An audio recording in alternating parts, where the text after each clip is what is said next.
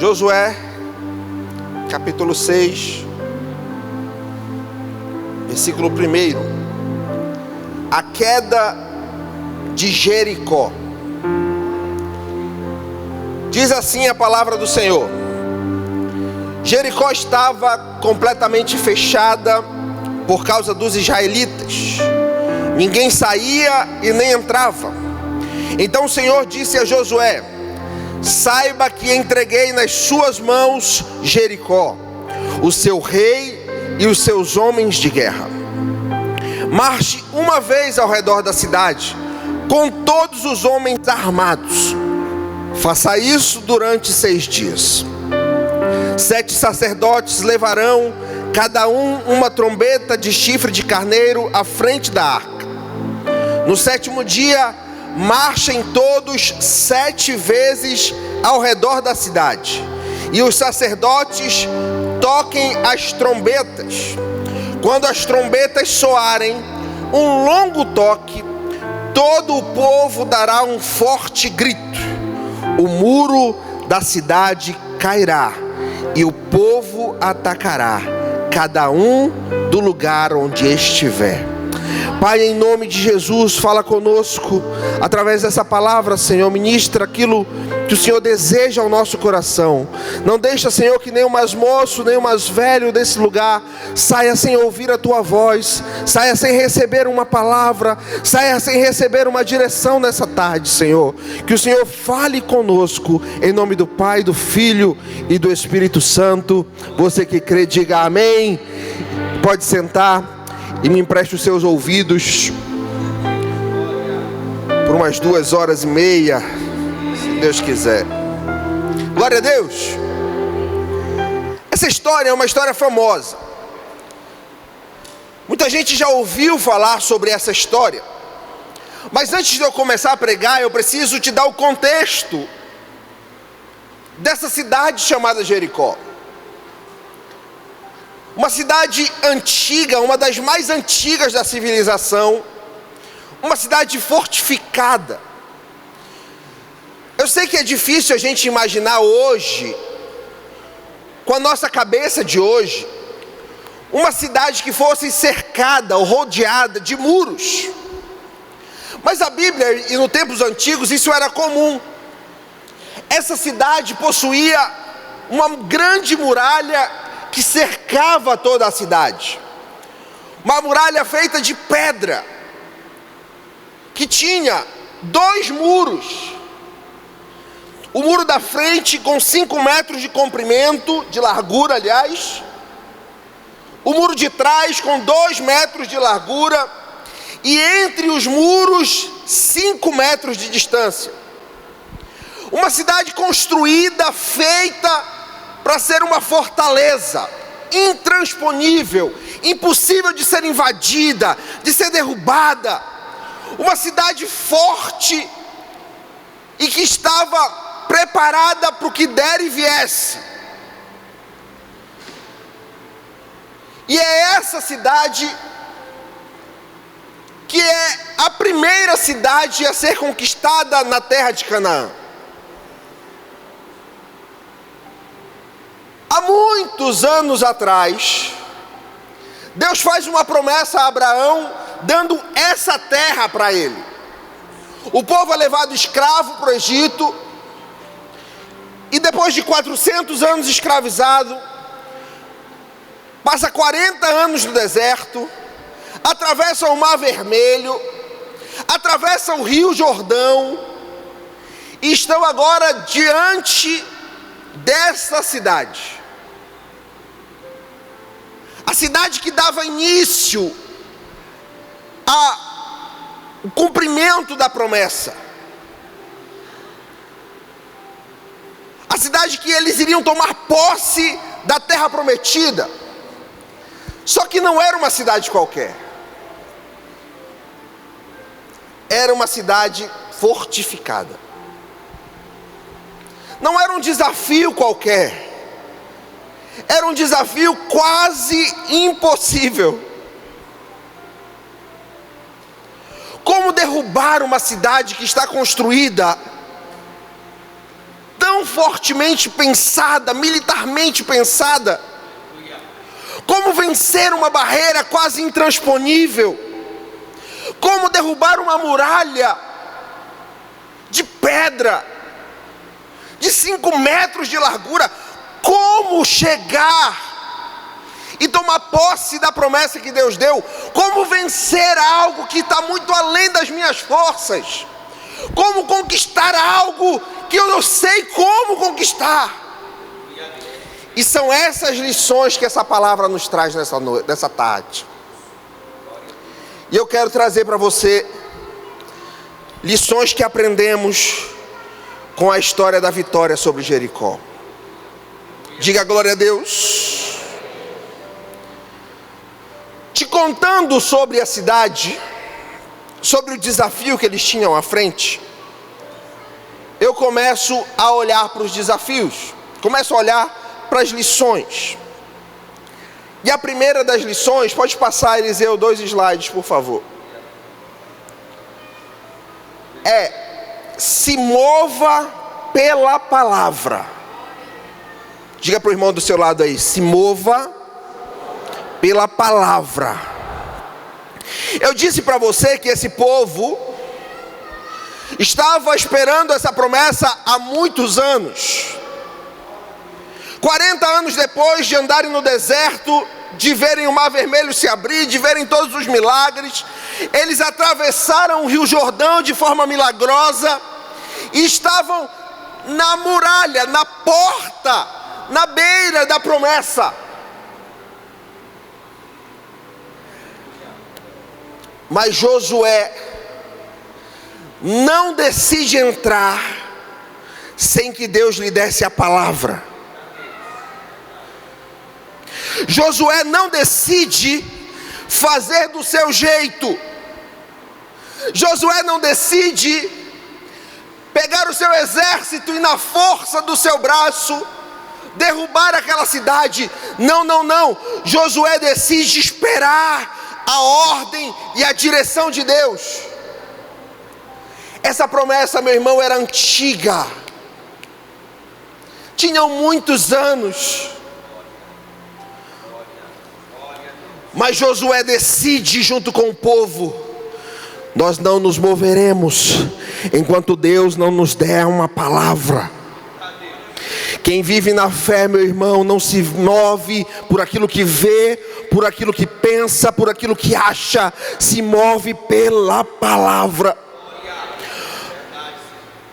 Eu montei essa pregação anteontem, e hoje eu ouvi um pastor, que foi pastor aqui nessa igreja, e está há muitos anos fora. Foi meu pastor de jovens aqui, pastor Marcos Mendes, lembra dele? E ele estava pregando algo parecido, e eu disse: meu Deus, o senhor trouxe esse vídeo justo hoje que eu ia pregar sobre isso. E ele disse que quando Pedro, a gente diz que Pedro andou sobre as águas, sim ou não? Mas a verdade é que andar sobre as águas é impossível, pastora Ingrid. Eu já tentei, você já tentou andar sobre as águas? Não dá, meu irmão. Então Pedro não andou sobre as águas. Pedro, quando viu Jesus, ele disse: Senhor, se é tu mesmo que estás aí, diga que eu vá. E ele ouve. Aí Jesus diz: então vem, Pedro. Pedro não anda sobre as águas, Pedro anda debaixo da palavra. Pedro não andou sobre a água, Pedro andou sobre a palavra. O Senhor é quem sustentava Pedro. Meu irmão, minha irmã, quem crê em Deus não anda pelo que pensa, nem pelo que acha, anda na palavra, se move na palavra. É Deus quem direciona, é Deus quem dá o caminho, é Deus quem conduz. A gente precisa aprender isso, irmãos. A gente precisa aprender a ouvir a voz de Deus. Mesmo a poucos metros de Jericó, Josué não age sem receber a direção de Deus. Imagine essa cena, todo o povo pressionando: vamos, Josué, já chegamos até aqui, está na hora de conquistarmos a terra. Josué disse: calma, Deus ainda não falou nada, Deus ainda não disse como será, então não nos moveremos, não andaremos, não avançaremos, enquanto Deus não disser. Tem muita gente tomando decisões na sua vida, baseado na pressão dos outros. Tem muita gente tomando escolhas, fazendo escolhas na sua vida, baseado no que os outros estão dizendo, no que os outros estão pressionando, e se esquecendo de buscar em Deus: qual é a tua vontade para mim? Deus, qual é a tua direção para mim? Tem muita gente sendo pressionada pelo tempo. Ah, pastor, já está muito tempo que está desse jeito. Não deixe que o tempo, nem a pressão, nem a sua vontade sejam fatores decisórios na sua vida. Quem toma decisão baseado na pressão tem um grande risco de se arrepender. Quem toma decisão baseado no tempo que demorou para chegar até a beira da promessa tem grande chance de se arrepender. Aprenda a viver pela palavra. Aprenda a se mover pela palavra. Eu tinha 2 testemunhos para contar para você, vou contar apenas um. O outro eu ainda estou tentando entender. Mas eu, a minha vida inteira, fui um cara das exatas. Sempre gostei de matemática, física, conta. Minha cabeça é muito racional. Tudo que você me fala, eu transformo isso num número. Tantos por cento de chance, tantos por cento daquilo. Minha cabeça é muito racional. Eu sempre fui assim. Fiz minha graduação em rede de computadores, programação, lógica. Sempre gostei. Raciocínio. Aí fiz engenharia civil, mais cálculo. Sempre amei. Quando eu me formei em engenharia, eu disse: Deus, agora eu vou fazer algo para o Senhor. E fui fazer teologia. Me formei em teologia. E aí, Danilo, um ano atrás, eu fiz uma decisão. 8 de 10 jovens que a gente assume aqui, que a gente conversa, me dizem assim: pastor, eu estou tendo crise de ansiedade. Pastor, eu estou tendo ataques de pânico. E eu, Ingrid, só sei a parte espiritual do negócio. Como tratar, como ajudar essas pessoas que estão passando por crise de pânico, por ansiedade, por depressão. E eu disse: meu Deus, eu vou construir algo dentro dessa igreja. Vou criar um grupo de apoio. Eu preciso de um psicólogo. Falei com alguns amigos psicólogos cristãos para nós criarmos um grupo de apoio para esses jovens. Não consegui. E eu disse: Deus, então eu vou fazer psicologia. Vou fazer porque eu aprendo e eu começo a trabalhar com jovens com psicologia, usando o aprendizado da psicologia. Só que, irmãos, eu fui para fazer psicologia. Eu sou extremamente racional. A psicologia é completamente humano. É uma outra área. Não tem nada a ver com o que eu gosto, com o que eu sei fazer. Estou sofrendo, irmão, você não sabe a dor. Cada aula é um sofrimento. E sexta-feira agora eu conversava com a minha esposa, ela disse: tu quer parar? Eu disse: querer eu quero. Eu não aguento fazer psicologia. Mas eu vou pedir direção de Deus para saber se eu paro ou se eu não paro. Irmão, eu não aguento fazer.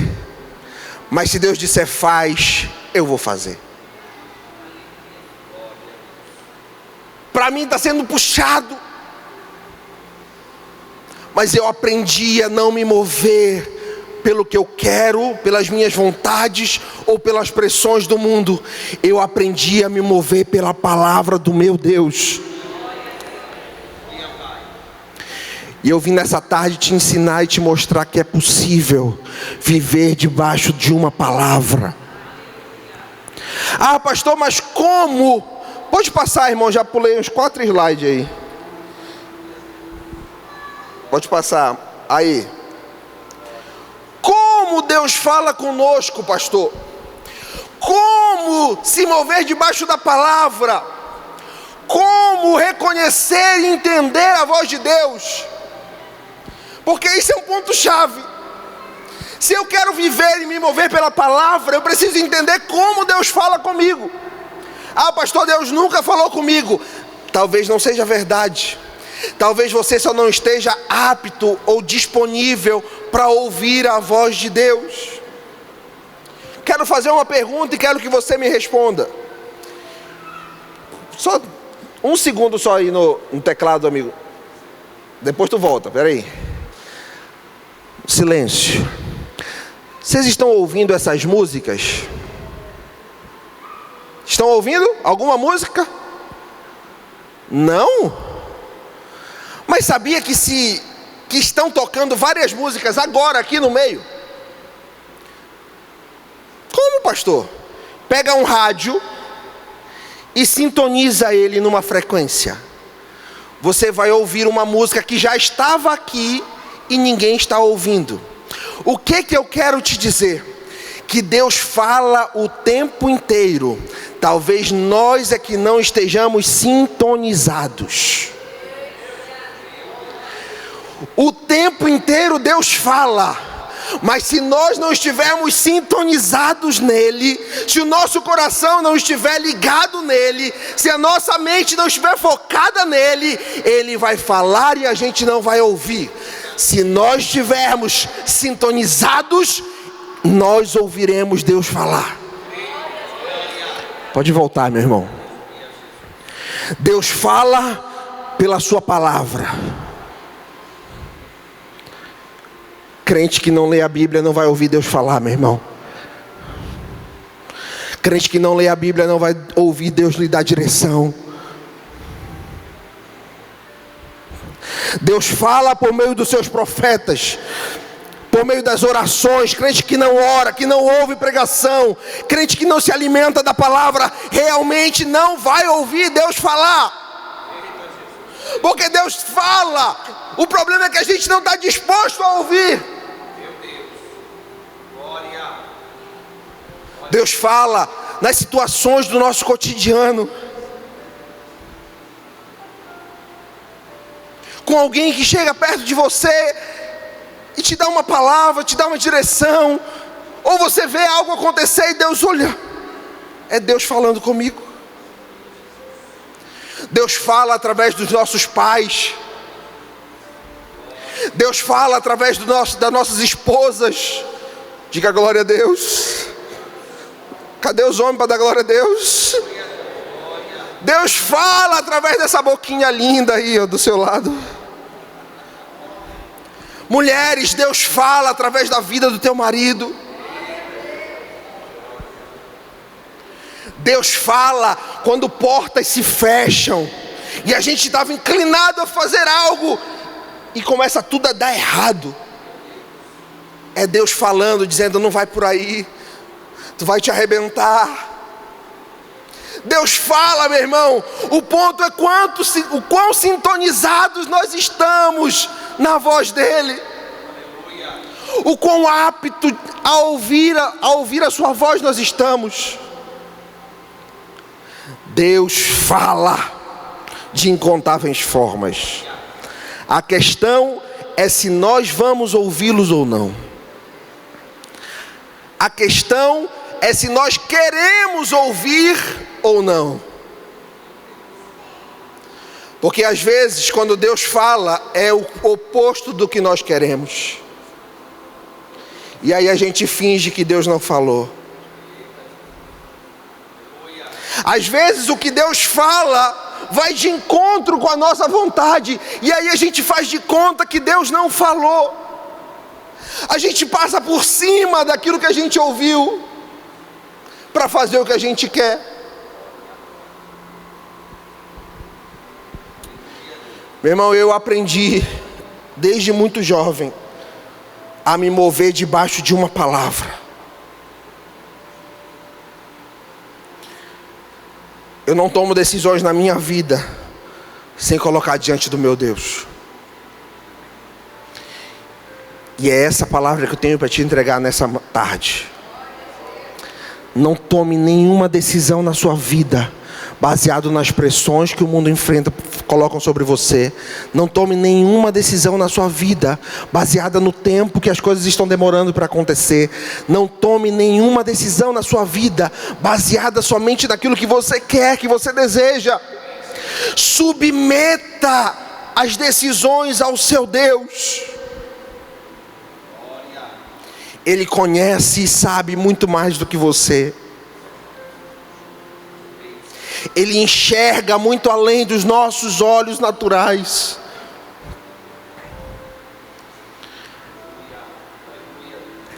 É preciso aprender a ouvir a voz de Deus e se mover debaixo de uma palavra. Segunda lição. Pode pular, Eliseu. Segunda lição diz que os planos de Deus são diferentes dos nossos planos. Diante da muralha, diante de Jericó, nada de um ataque convencional. Exército contra exército. Força. Número. Não. A ordem de Deus foi marchar em silêncio por 6 dias. E no 7º dia, dar 7 voltas, tocar uma trombeta e gritar. Se você fizesse parte desse exército, e o general do seu exército dissesse, não, nós não vamos enfrentar Jericó do jeito que você está pensando. Nós vamos fazer o seguinte, em silêncio, nós vamos dar uma volta por dia.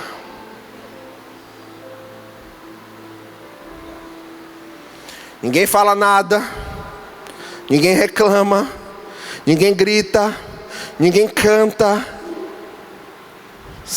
Todo dia a gente acorda, os homens armados vão à frente da Arca da Aliança, e a gente vai dar uma volta sobre a cidade. Porque os planos de Deus, meu irmão, são diferentes dos nossos planos. Se fôssemos nós, estaríamos pensando como fazer, vamos atacar por várias frentes, vamos tentar entrar de tal jeito, vamos colocar alguém lá dentro. Mas Deus tinha um plano completamente diferente. Porque as coisas não acontecem do jeito que a gente quer, acontecem do jeito que Deus deseja. Os planos dele são muito maiores e melhores do que os nossos. E se nós somos crentes, se nós cremos em Deus, nós precisamos aprender a confiar nos planos dele para as nossas vidas. Mesmo que o plano não tenha lógica, mesmo que o plano não faça sentido, mesmo que você não esteja vendo como isso pode ajudar, como dar 6 voltas calado numa cidade tão fortificada pode ajudar a gente a conquistar, eu não sei. Mas se Deus mandou, é porque Ele tem um plano. Se Deus falou para fazer, é porque Ele tem um plano, meu irmão. Precisamos aprender a confiar nos planos de Deus. A lógica de Deus, ela é diferente da nossa.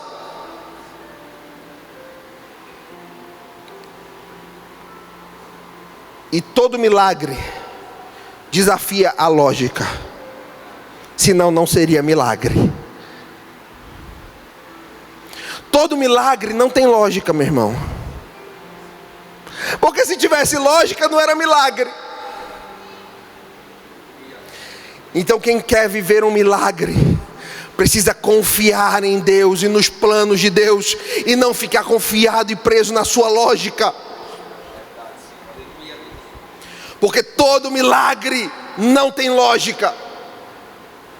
Deus tinha um plano diferente para esse povo. Que loucura, né, irmãos? 6 voltas calado. No último dia, mais 7 voltas. Você diz, pastor, já ia estar era cansado. Eu também. 7 voltas no último dia. Mas Deus não pensa como a gente pensa. Olha o que diz o texto de Isaías. Isso. Os meus pensamentos não são os pensamentos de vocês, nem os seus caminhos são os meus caminhos, diz o Senhor. Então, meu irmão, não tente entender Deus, somente confie nele. Não tente entender como Deus fará, não, só confie, Ele fará. Diga glória a Deus. Terceira lição: a obediência gera milagre. O povo obedeceu à risca, sem reclamar ou questionar. A obediência a Deus abre caminho para o milagre. Escute, o povo ouviu a instrução e fez o que Deus mandou fazer, sem murmurar, sem reclamar. E na Bíblia, a obediência gera milagre. Foi assim com a viúva do azeite. Foi assim na pesca maravilhosa que Jesus disse, jogue a rede de novo. Porque a obediência gera milagre. Então eu preciso aprender a obedecer a Deus. Eu preciso aprender a obedecer o que Deus fala. Deus tem compromisso com a sua palavra, meu irmão. Se Deus falou, Ele vai cumprir. Se Deus falou, Ele vai fazer. Cabe a mim obedecer. Mesmo que eu não entenda, pastor Danilo. Mesmo que eu não saiba qual é o fim disso. Mas eu sei que se eu obedecer, Deus estará comigo. E obediência é uma coisa que, quando tudo está bem, ou quando a obediência está de acordo com a nossa vontade, é fácil obedecer. Mas a obediência se prova em situações difíceis como essa. Obediência se prova em situações que você não consegue entender. Conquistar Jericó era quase impossível, meu irmão. Mas a obediência deles abriu o caminho para o milagre. Tem situações que parecem impossíveis para você, mas Deus vai abrir um caminho para você, se você for obediente a Ele, obediente à sua palavra. Obediência se prova em tempos difíceis. É na dificuldade que eu provo que eu sou obediente. Obediência se prova nas pequenas coisas. Já, Eliseu. Obedecer a Deus não é obedecer só nas grandes coisas. Obedecer a Deus é obedecer a Deus até nas pequenas coisas. Eu sei, meu irmão, que muitas vezes nós estamos preocupados em obedecer a Deus apenas nas coisas grandiosas, nas decisões maiores. Mas Deus nos prova, nos mostra que a obediência se prova nas pequenas decisões, nos detalhes. Deus mandou orar sem cessar, meu irmão. Então é para orar sem cessar. Deus mandou orar e vigiar, então é para orar e vigiar. Deus mandou perdoar 70 vezes 7 aquele que te ofendeu. Então não guarda essa mágoa, não guarda esse negócio no teu coração. É preciso ser obediente a Deus nos pequenos detalhes. É nas pequenas coisas que nós provamos a nossa obediência a Deus.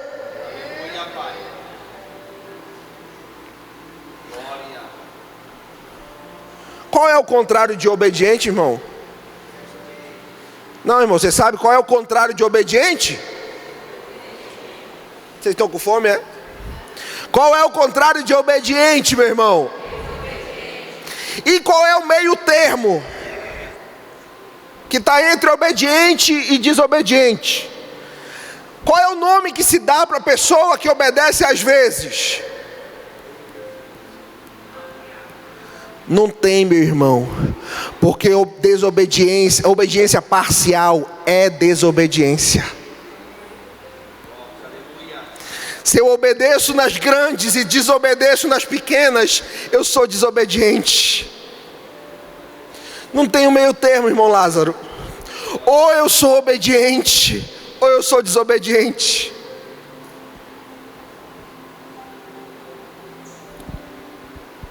Todos nós sabemos o que Deus nos pediu para fazer. E se não fazemos, nos tornamos desobedientes. Terceiro lugar em que a obediência se prova é na persistência. O povo marchou dia após dia, sem ver mudança, mas continuou fiel até o fim. Imagina comigo essa cena. Primeiro dia, todo mundo levanta animado, sim ou não, meu irmão? Vamos conquistar Jericó. Aí todo mundo pega suas melhores armas, pastor Celso. Os sacerdotes com suas trombetas, todo mundo animado. Vamos lá fazer o que Deus mandou, glória a Deus. Uma volta em Jericó. Acabou a volta, Josué disse: todo mundo para casa. Amanhã, quando o sol nascer, todo mundo aqui de novo. Segundo dia, todo mundo levanta animado. Diz: é hoje. Vamos dar mais uma volta em Jericó. Segunda volta. A muralha nem mexeu. Nem uma pedrinha caiu. Josué diz: todo mundo para casa. No terceiro dia eles dizem: vamos lá. Vamos dar uma volta, né?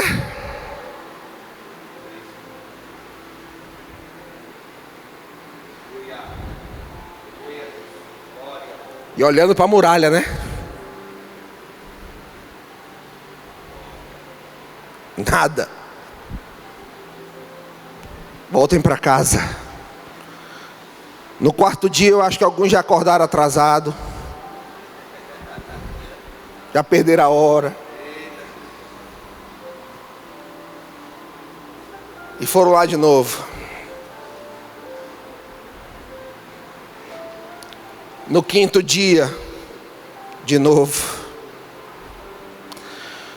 No sexto dia, de novo.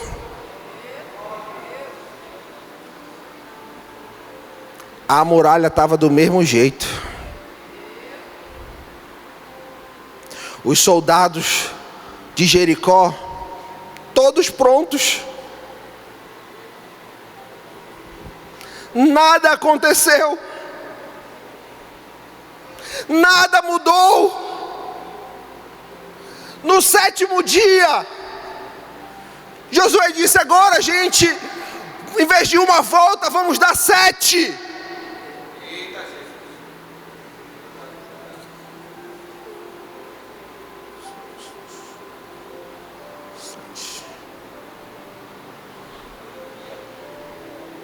Deu a primeira, Danilo. Deu a segunda. Deu a terceira. A quarta. A quinta. A sexta. Ele dizendo: meu Deus, Eu estou ficando tonto. Meu irmão, obediência se prova na persistência.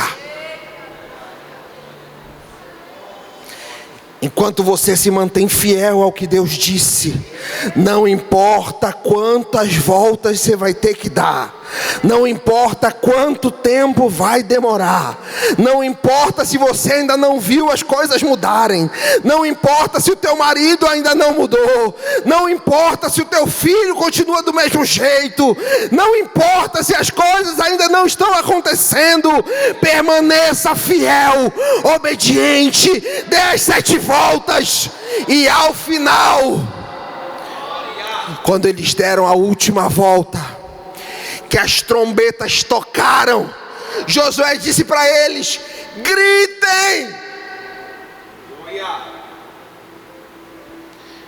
E as muralhas foram ao chão. Tem muita gente desistindo na primeira volta. Tem muita gente desistindo no meio do caminho. Mas só aqueles que forem obedientes e fiéis até o fim receberão o milagre do Senhor.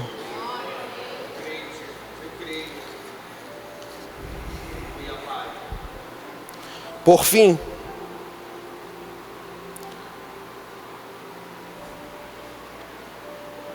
Deus é o dono da vitória.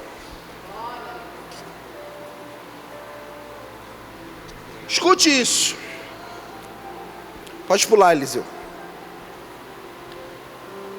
A vitória sobre Jericó não é resultado da força do exército israelita, muito menos da altura do grito deles, mas do Deus que estava com eles. Quem venceu Jericó, meu irmão, não foi o exército, não foi o grito que eles deram, não foram as trombetas, não foram as 7 voltas.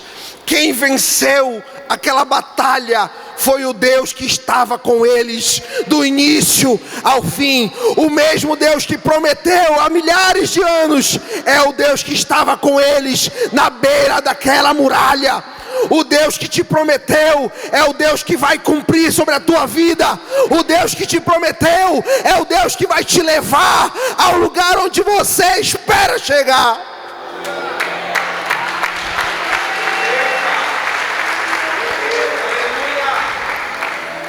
A vitória não é da força do exército, muito menos da altura do grito, mas era uma demonstração clara do poder de Deus na vida daqueles que são fiéis. Pense comigo, se o exército ataca Jericó e vence, muitos diriam: vencemos, nós somos os caras. Mas a glória, meu irmão, é uma roupa que só cabe em Deus. Não há mérito nosso na vitória, não há mérito nosso no milagre. O milagre é de Deus. É Ele quem faz, é Ele quem deixa de fazer. Ele é o Todo-Poderoso, meu irmão. Nós somos apenas instrumentos. Não está em nós o poder, está naquele que habita em nós. É Deus quem faz o milagre. Sabe o milagre que você espera? É Deus quem faz, meu irmão. Sabe a mudança do teu filho? É Deus quem pode mudar, meu irmão. Sabe o teu problema financeiro? É Deus quem pode mudar, meu irmão. Sabe o teu casamento? É Deus quem pode restaurar, meu irmão. Porque quem faz milagre não é você, é Ele. 4 lições que aprendemos com a queda de Jericó. Primeiro, se mova pela palavra. Segundo, entenda que os planos de Deus são diferentes do seu. Terceiro, que a obediência gera milagre. E por fim, que Deus é o dono do milagre. Aprendamos a confiar e colocar as nossas necessidades nas mãos do Senhor. E confiar que Ele fará o que é melhor para mim e para você.